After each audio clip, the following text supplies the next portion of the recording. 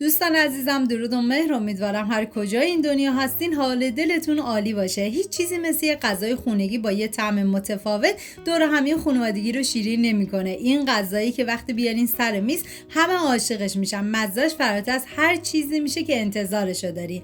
بریم که با هم دیگه طرز تهیه‌شو ببینیم.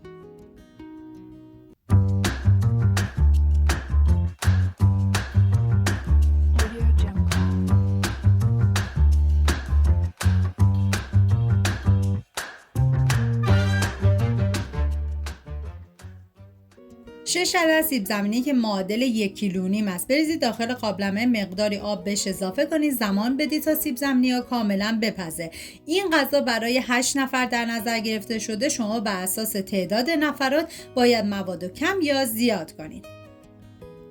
3 عدد پیاز رو به صورت نگینی ریز کنید و این که من اندازه های دقیقم داخل دیسکریپشن نوشتم.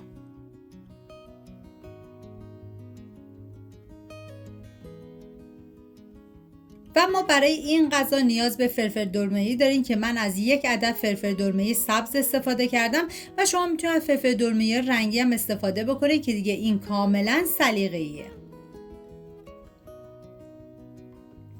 200 گرم قارچ رو ریز ریز خورد کنید و بهتون پیشنهاد میکنم دست به کار بشین این غذای فوق‌العاده خوشمزه رو درست کنید که هر کی بخوره عاشقش میشه، مخصوصا بچه‌ها. حالا این مواد آماده کردیم میذاریم کنار. داخل تابه من مقداری روغن کنجد ریختم و بعد از اینکه داغ شد پیازهایی که ریز کرده بودم و بهش اضافه میکنم.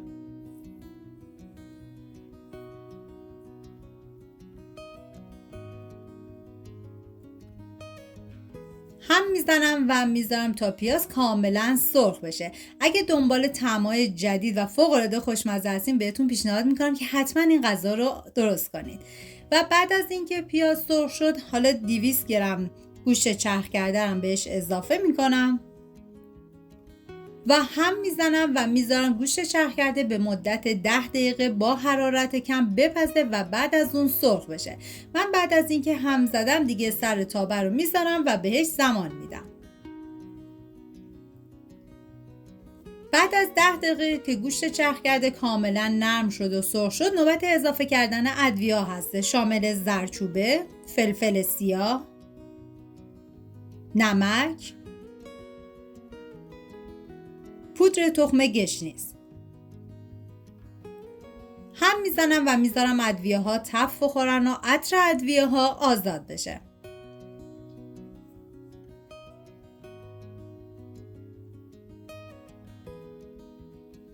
قارچ ریز شده رو بهش اضافه میکنم و هم میزنم و میذارم تا قارچ کاملا آبش گرفته بشه و بعد از اون سرخ بشه. توی این مرحله زیر حرارت رو کم زیاد کنین که قارچ زیاد آب نندازه.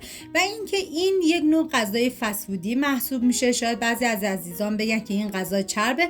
غذاهای سنتی و بدون گوشت توی کانال خیلی زیاده و میتونین ببینین، استفاده کنین و از خوردنش لذت ببرین.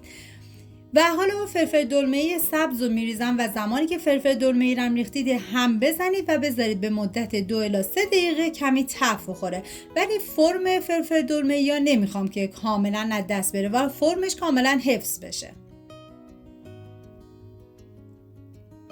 2 قاشق غذاخوری رب رو بهش اضافه کنید، هم بزنید و بذارید تا رب تف بخوره، رب رنگ خودش رو باز کنه.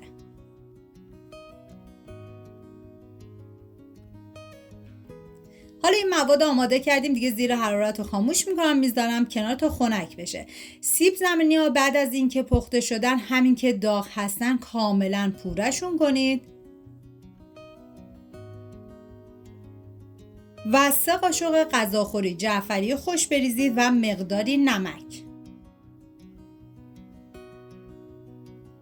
هم میذارم تا همه مواد با هم دیگه مخلوط و یک دست بشن و باید یه بافت چسبنده به وجود بیاد.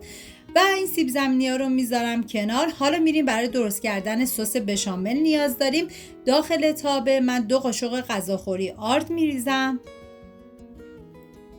و هم میزنم و میذارم به مدت 1 دقیقه آرد تف بخوره که بوی خامیش کاملا گرفته بشه و اینکه زیر حرارت کم باشه که آرد نسوزه.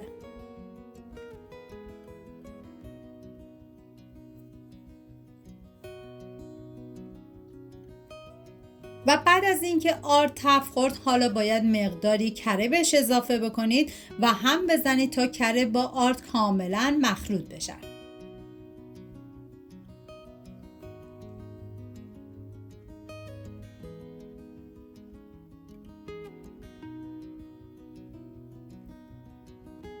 و برای این مقدار من از 2 لیوان شیر استفاده کردم و به آرد اضافه میکنم. زمانی که شیر اضافه کردید باید سریع هم بزنید که آرد گلوله نشه و تا زمانی که این سس به غلظت مناسب برسه باید هم زدن رو ادامه بدید. ببینید غلظتش نباید خیلی شل باشه و نه خیلی سفت. بعد از اینکه دیگه به غلظت کافی رسید من زیر حرارت رو خاموش میکنم و میذارم تا کمی خنک بشه.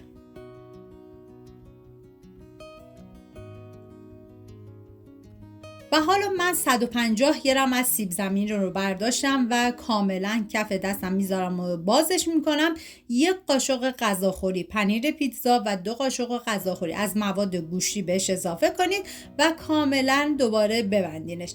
ببینید 150 گرم که بردارید از سیب زمینی ها کاملا 8 نفر رو به راحتی سیر میکنه. و حالا من یکی یکی کاملا آماده میکنم.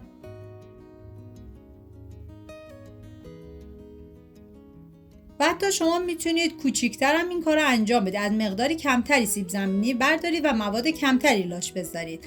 و سس بشامل رو میریزم روی سیب زمینی ها.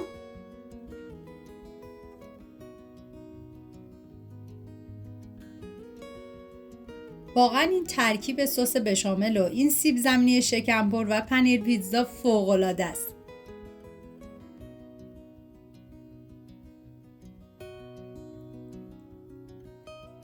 و حالا مقداری پنیر پیتزا روی سیب زمینی ها میریزم و بعد میذارم داخل فری که از قبل گرم شده با دمای 180 درجه به مدت تقریبا 20 الی 25 دقیقه تا زمانی که این پنیر پیتزا کاملا روش برشته بشه. باید بذاری داخل فر باشه.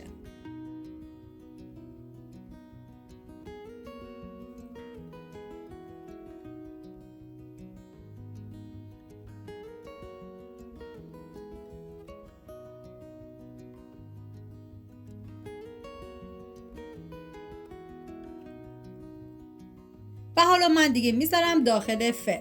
خب دوستان این هم از غذای خوشمزه امروز. امیدوارم مثل من از درست کردنش لذت ببرید. اگه خوشتون اومده حتما لایک کنید و یادتون نره برای دیدن دستورهای خوشمزه بعدی سابسکرایب کنید. سپاس از همراهی همیشگیتون.